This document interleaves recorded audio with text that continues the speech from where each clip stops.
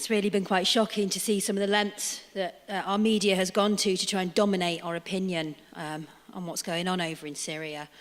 And I'm sure there are many amongst you who have questions. So we're going to open the floor up for a Q&A session. The way we're going to run it is we have a microphone each side of the room. So if you want to ask a question, just line up. Yeah, if you have a question, just line up by the microphones. Can we just keep them concise and to the point, and just one question at a time? Sometimes people start to ramble into several questions at once, and it just gets very confusing. So please just keep your question nice and short and on point. Okay? Yes. Hi, I was just wondering why America needs to change the whole dynamic of the Middle East. Yeah, that's actually an excellent question, which I did not address. And it's complex, and I don't pretend to be an expert, but there are many factors at play. There are the pipelines that America and allied countries want to run through Syria. There's control of resources. Breaking up country gives America more control in general. And of course, Syria's strong support of Palestine and resistance to Zionism and support of actual resistance like Hezbollah is a factor as well. So it's not just about oil? I think oil is a major factor, but I think there are many other nuances. But yeah, many combination of factors together. Thank you. Thank you. Hi Eva, Jeremy here. I've noticed over the last 12 months or so there's been a slight change from some of the corporate media, from being completely anti-Assad to not saying quite as much. Do you feel that I mean that was shown in the tweet from Channel 4, who's obviously changed a little bit. Do you feel that it has been a change overall from the corporate media towards what's happening? It's hard to say because it's painful for me to read the corporate media or watch it. Sometimes I do to get, their take on what's going on. I think, Aleppo is done in terms of the media war. They can't keep claiming these things because now Aleppo is secured. But I am seeing the same lies being recycled about Ghouta, east of Damascus. So I don't know. I mean, I'd have to sit down and take a good look at how they're reporting on Syria in general. But I do see the same worrying pattern of lies about Ghouta. When, again, same thing, government has sent aid into these areas, and we're seeing new reports of starvation in Ghouta, blaming Syria, new young children getting up and saying, we want peace, just like Ban al-Abid.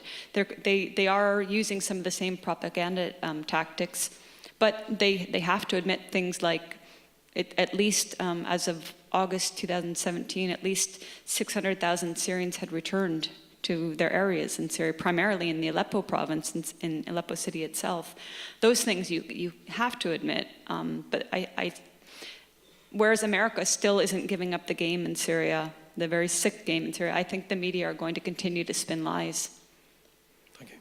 Thanks. Hi, Dad. I'd like to thank you for coming and giving that. Was a very nice talk. You mentioned towards the end there about the Kurds in the region. That's something that you haven't sort of touched on much in your talk. Did you visit any of the regions sort of inhabited by the sort of Kurdish? Because am I right in understanding that the Kurdish state is somewhat separate now, or it's separately governed in some respects? Is it not? Yeah, I again didn't hear the whole last part of what you said, but I haven't visited the areas controlled by Kurds, but Kurds are being used. They may have genuine aspirations. They are being used by America for its own interest, of which again harkens back to regime change and establishing a permanent presence in Syria legally. But it's also notable that areas where Kurds wanted to declare their state were not exclusively Kurdish, and they were ethnically cleansing Syrians who were not of Kurdish origin and imposing their rule on them and taking their areas. So it's unfortunate because what would be good would be Kurdish representatives to sit down and negotiate with government representatives. What are the things that you want? You want certain aspects of autonomy, but you can't just come and take areas that belong to non-Kurds. So, but there's other people. There's a woman named Sarah Abid, who has her own blog and also contributes to Mint Press, and she's done quite a bit of writing on the Kurdish issue, and I would recommend her because I think she's very thoroughly researched. I don't know that everything she says is 100% accurate, because we can't always be 100% accurate, but I think she's got immense knowledge, so you could try looking there. Okay. Thank you very much. Thanks. Thanks very much, Eva. It's great presentation. Wonderful to hear you. Actually, that was almost my question about the Kurds, but I thought, while I'm here, I might as well ask you something.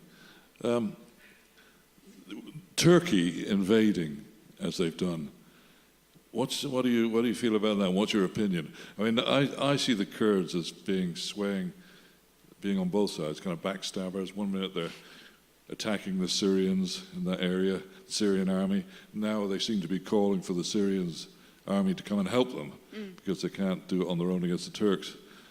What do you think, Erdogan? What's he up to in Syria?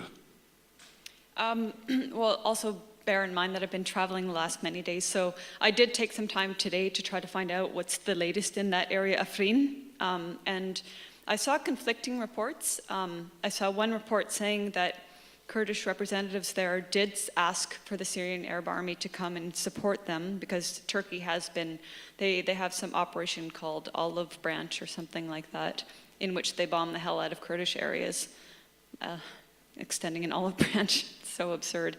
It's almost like the Israeli names when they massacre Gaza. But I don't know for sure. I saw one report saying there were something like 2,000 Syrian soldiers heading for there to help the Kurds defend their territory. But I saw another report saying, no, we didn't guarantee or we didn't ask for them to come. And again, since I'm traveling, I don't really know what's transpired. But Erdogan has been one of the prime reasons for terrorism in Syria. Essentially funneling terrorists into Syria, opening the borders and sending them into Syria, and then letting them come back to Turkey with factories from Aleppo, and giving them, safe haven in Turkey. So he definitely, I don't trust him. I mean, in the end, it's up to the Syrian government. If the Syrian government can work with Erdogan and, if he can, stop doing what he has been doing this many years and supporting terrorists, that would be amazing. But I can't predict what will happen. I don't trust the man, but maybe he will realize that what he's been trying to achieve, he can't do anymore. But as far as the Kurdish situation, I think we just need to wait and see what's going on. I certainly need to access some news. Yeah, and I just want to make the point that it is actually Syria. It doesn't belong to the Kurds, that area. Oh, yeah. It's like what they've done in northern Iraq with the aid of the Israelis. They've taken over a whole swathe of northern Iraq, the oil-rich area around, is it Kirkuk or somewhere? But they plan to do the same, I think, in northern Syria, or in Syria. So Yeah. they can't be trusted. Yeah, no, they absolutely did plan to do that. And another interesting thing, I mentioned Syria has taken in refugees from neighboring countries. And there's a journalist named Thierry Meyssan, who's largely based in Damascus and who produces some very interesting and, excellent articles. And I met him in Mexico in March last year, and I was asking him because I wanted to learn more about this Kurdish issue. And he said, when was the timeline? Years ago, there was a very relatively small population of Kurds, a couple 100,000, and then Syria took in something like 1 million, don't quote me on that, Kurdish refugees and gave them home and gave them citizenship when they demanded it. And so that's a good point, and that's what I was trying to say earlier, is that the areas that the Kurdish, that some Kurds were trying to declare as a Kurdistan or an independent state, were not areas that were exclusively had a Kurdish presence. They also have other Syrian presences, and they are, in the end, like you said, Syrian territory. Does that blonde, tall woman have a question?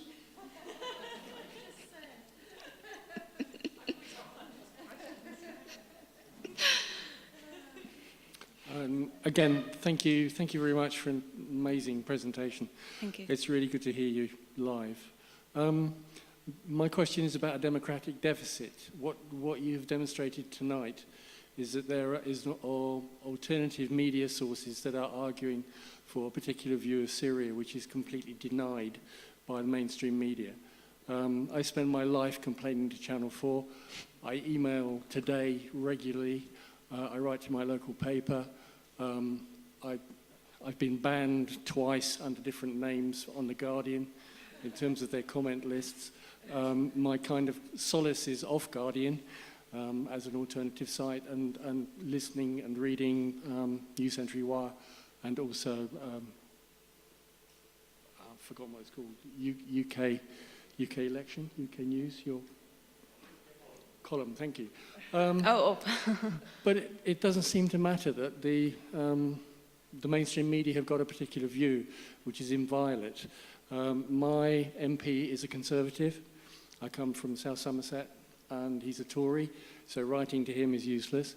I discover that there is an arcane law in our Parliament that if I actually write to the Secretary of Defence, that as I'm not a constituent of hers, she is under no compunction to reply to my requests. Given this kind of process where we are a kind of alternative movements on trying to develop a vision which is different, for two questions, I know I'm not allowed. One, do you feel you're winning? Is there an improvement or a gain in alternative sources of the media that is actually having some purchase somewhere?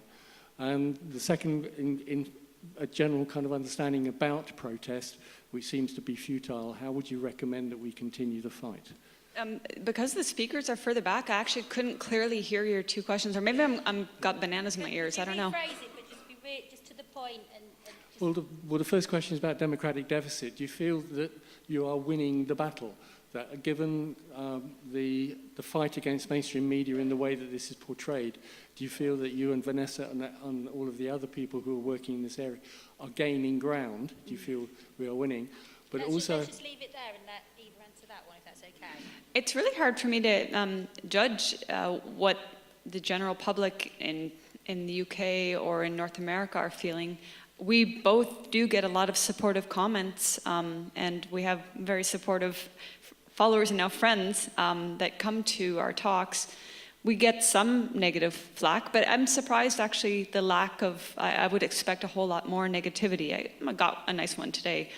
But it's hard for me to assess if people are finally turning away from dinosaur media or not. I don't know, I'm very heartened also by UK Column and all the excellent reporting coming out of these various independent media.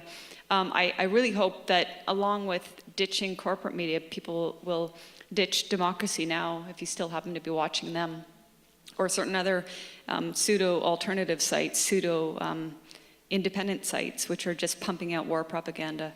But yeah, I can't say that I have no idea of assessing how much people are turning to independent media. This lady over here. Well, hello. Yeah, I have a question. And it's a question that applies to me just as much as to Eva. Many of our critics tell us that we only go to the government-held areas, that we never enter the so-called rebel-held areas. Perhaps you can explain to people precisely why we don't enter the rebel-held areas and what it entails to go into the government-held areas. Thank you, yeah. See this thing? I want it on my neck. I don't want to be beheaded. If you go into the rebel areas, you are going to be subject to Al-Qaeda or Nuruddin Azinki or Free Syrian Army, who are just as savage terrorists. You'll be subject to their rule. Anything can happen. And we know there have been Syrian, we have to acknowledge them first and foremost, journalists murdered, but also foreign journalists murdered by terrorist groups. But the other reason, even my personal safety aside, is I don't see the need to legitimize their narrative. They are terrorists. They are destabilizing Syria. They're destroying Syria.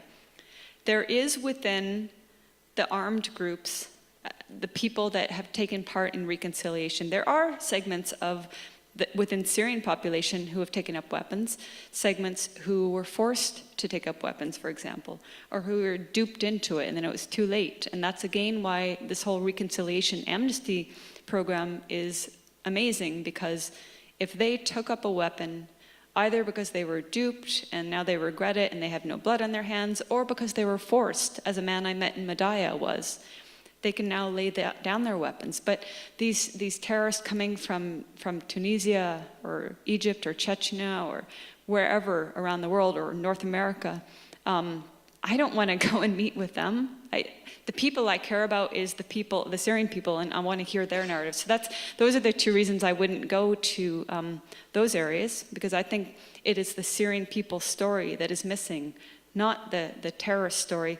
And the other thing is, and I'm not sure if you heard it, but I was saying, both of us and other people like us, we don't get handed visas on a silver platter.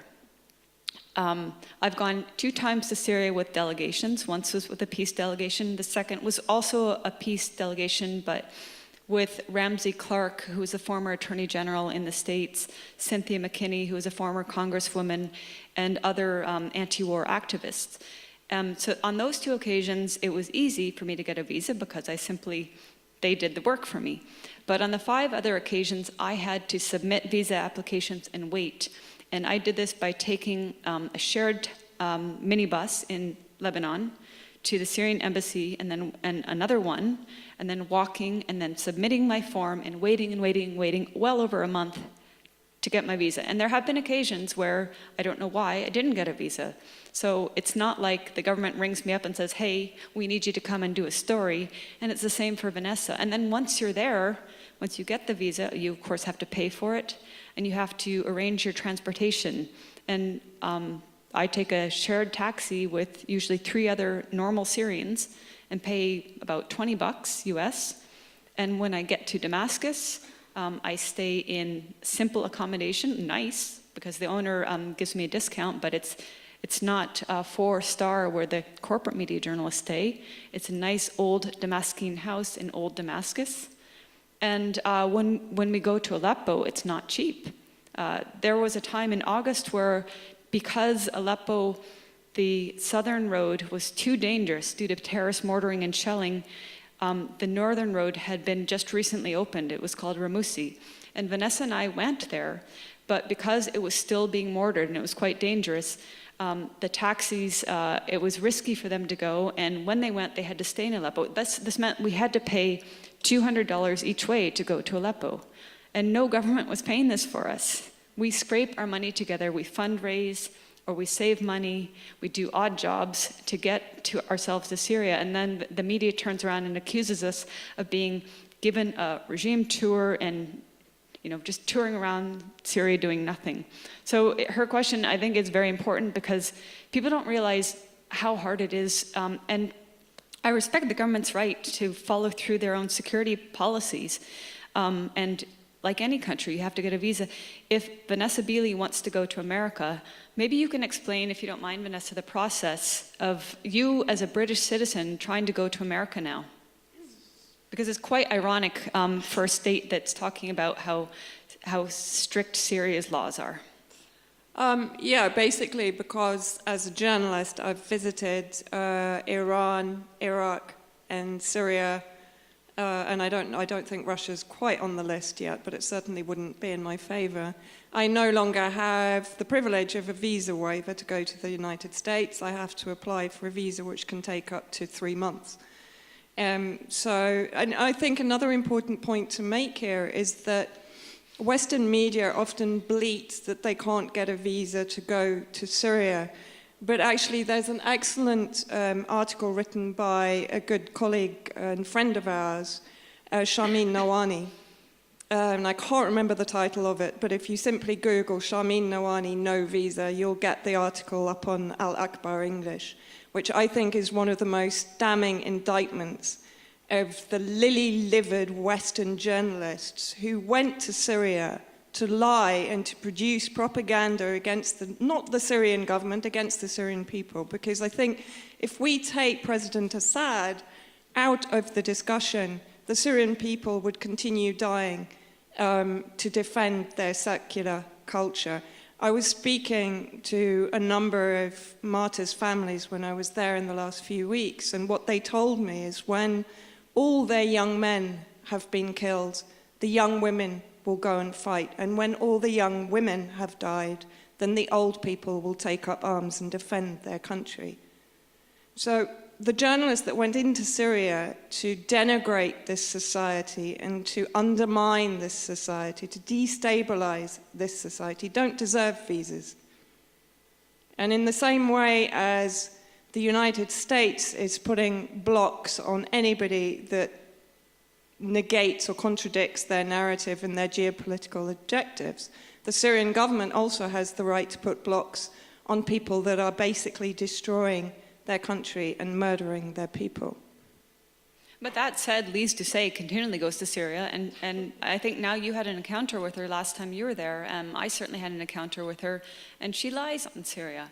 We were in the same children's hospital, seeing children who had been maimed by terrorist mortars, and Mother Agnes Mariam, a Lebanese Palestinian nun who's lived in Syria for years, asked Lise Doucet, are you going to report honestly? Yes, yes, yes, yes. Will you report that the terrorists fired mortars and injured and killed one child and injured 60 children? Yes, yes, yes, yes. Lise Doucet later wrote a report basically saying, well, it's believed that the government is shelling its own people to blame the terrorists, to blame the rebels, I'm sorry. Just want to say thank you very much, Eva, for doing this. I know this is a massive whistle-stop tour for you. Greg Sharkey was telling me that the after party was still going on at 6 a.m. in Derry the other night when you were over there. So you must be exhausted. So thank you. Thank you for Sheila for organising it, and for Vanessa and so many others.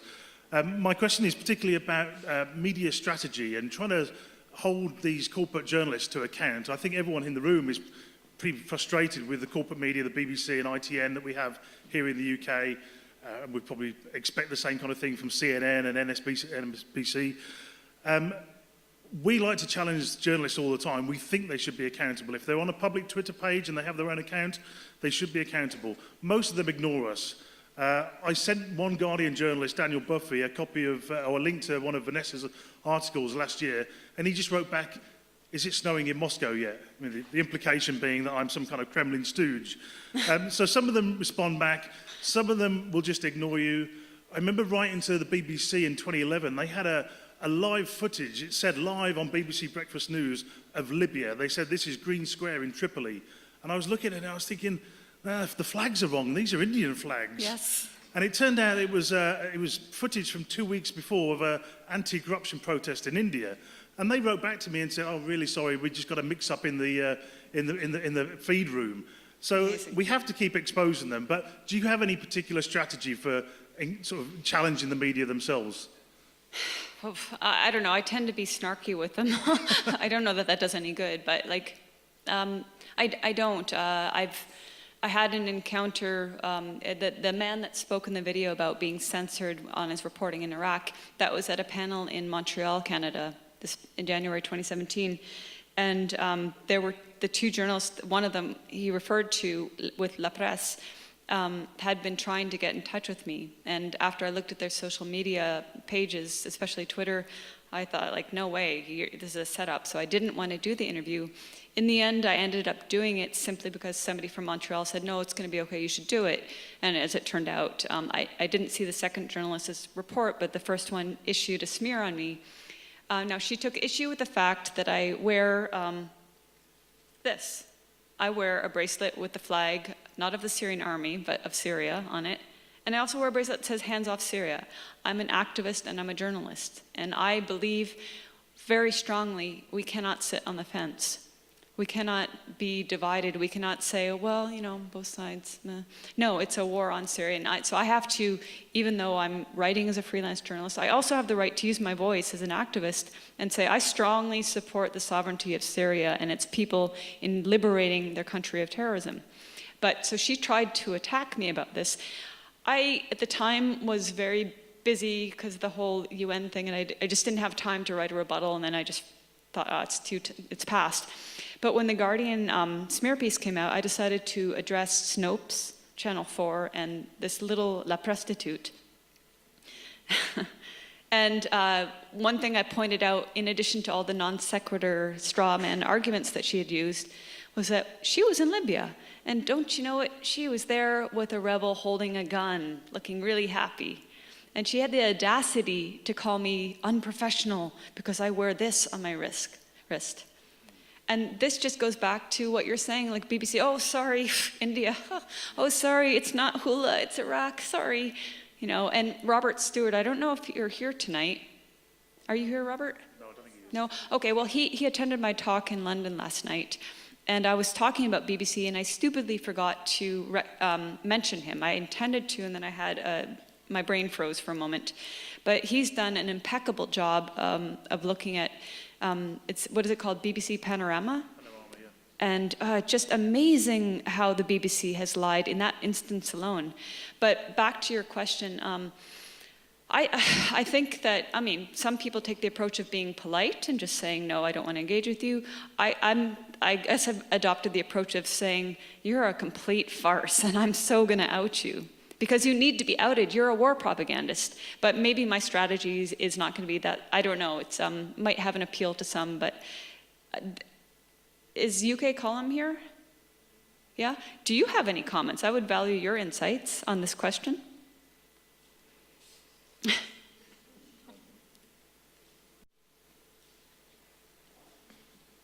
I think this comes back to the question of are we winning? And I think we are winning, and I think the signs that we're winning are the absolute hysteria of the mainstream media to what's going on in social media, what's going on in the alternative media. And I think that there was a survey published, the results were published in the Daily Mail 2 weeks ago, showing that 83% of people in the United Kingdom, according to this survey, no longer trust the BBC. Wow. Pew Research in the United States have just published some surveys showing that 50% of people in the UK do not trust the mainstream media at all. So whether there are more people coming to alternative media or not, I can't say, but I can say that certainly alternative media is suffering because of the results of Google censorship, Facebook censorship, this kind of thing. And I think that if alternative media was not being successful at what it's doing, we wouldn't be seeing the reaction from mainstream media and from the big social media networks to what we're doing. So everybody that's involved in social media, in alternative media, I think deserves some applause, perhaps not us necessarily, but you know, you guys and Vanessa, because the effects that you're having, particularly on this issue, the anti-war issue, is really causing angst to the establishment. That's how I see it. Thank you very much. One of the things I've taken from the talk today is to try to listen to what people on the ground rather than what the media is reporting, and that's been helpful. But I was moved a couple of years ago by and it was a Radio 4 consultant working in a hospital in Syria. And he was saying that he was treating civilians who had been, they had had cluster bombs dropped on them by the Assad, he was saying it was the Assad regime, and the bombs had been manufactured in Russia.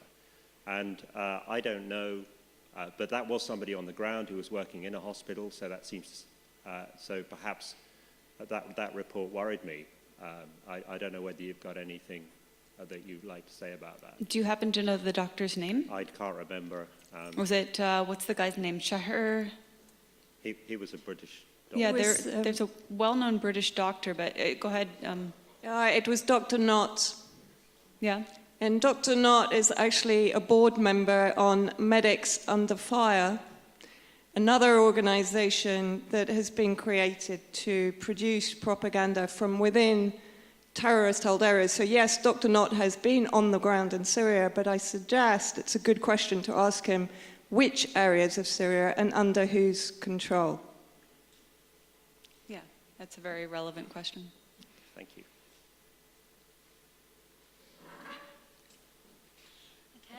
As we draw an evening to a close, I think an important message we can all take away with us this evening is that a way that we as members of the public can make a big difference is by being selective. We can choose the information that we imbibe, but we can choose the information that we reject. And in supporting the work of people like Eva and Vanessa, and turning away from mainstream media, turning towards independent media, we can help to raise the voices of those who've been silenced.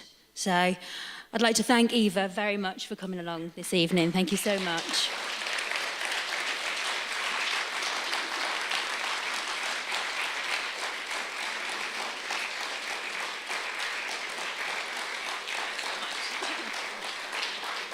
And thank you all for coming as well. Good night.